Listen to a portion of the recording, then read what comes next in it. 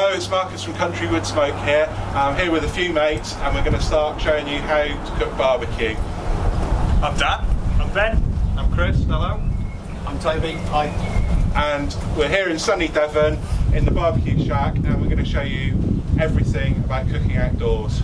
Let's get cooking. Yeah, let's go.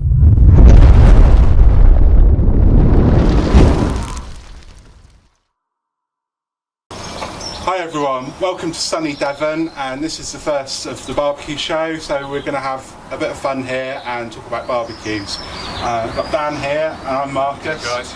And basically Dan, we're going to show people how to light a barbecue and what they need to get going for cooking on a barbecue. Cool. I remember when I started barbecuing, I always had the trouble of spending an hour getting it lit. You never know, you're burying a bit of firelighter under a mound of charcoal, and sometimes it works, sometimes it wouldn't. So what's the fail-safe way to get a barbecue lit then? Okay, so you need an important bit of kit. This is a chimney starter, and basically it's like a jet engine but for charcoal. Okay. And really easy to get lit. So first thing, I pop some wood charcoal in. Okay, so you've got lump wood there, which is actual real bits of wood. Yeah, look at that. That's an actual bit of tree. Yeah. That's wonderful. You know, we know it's going to be good quality and it's going to light quickly and it's going to cook really well. As an alternative, you've got briquettes, which a lot of people can buy. Stay away, try and get the natural briquettes. We always say as a bit of advice, all natural product if you can.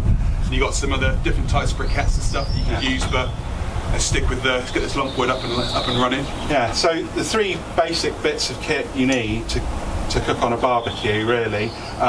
A large kettle, and you can cook low and slow on here.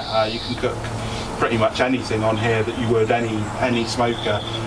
It's a good bit of kit that we pretty much all got started on. I'm sure you've had Weathers and played with them, and you can do most things on it, and it's a cracking bit of kit. Like you said about the size of it, it's ideal. You can set up 2-zone cooking. You can, like you said, you can do it indirect. You can grill on it. You can do whatever you want, almost roasting, smoking. It's a bit of kit that you can go the whole 9 yards with, I think. Yeah, and super easy to light. One of the simplest ways is a bit of kitchen paper and just some vegetable oil on it. Let that soak in, and then pop it under your chimney starter. And then like that. And that'll get going.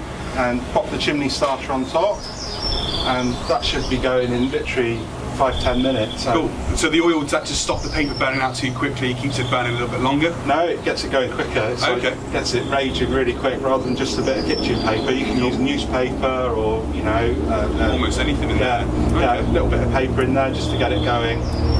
That's started already, and it'll crack on. And so any sort of your firelighters, again, we tend to stick with natural stuff. So your natural firelighters, we'll get them in there, and anything really. The little wood firelighters are good, and there's just something nice and natural, not the paraffin ones, because they make your food smell.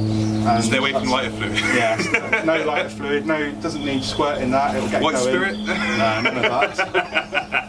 So that'll be up and ready in about 10 minutes? Yeah. Awesome. Let's get cooking then. Yeah, cool.